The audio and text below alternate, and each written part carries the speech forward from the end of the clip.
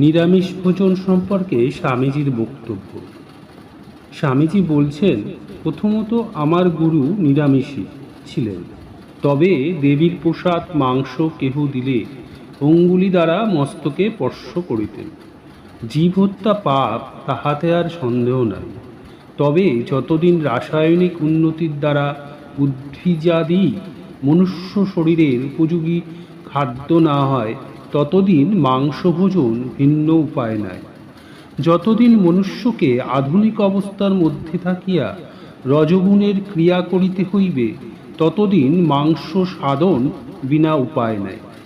মহারাজ অশোক তরবারির দ্বারা 10-20 লক্ষ জানোয়ারদের প্রাণ বাঁচাইলেন বটে, কিন্তু 1000 বৎসরের দাসত্ব কি তদের অপেক্ষা আরও ভয়ানক নহে? 2-10টা ছাগলের প্রাণনাশ আমার অর্থাৎ নিজের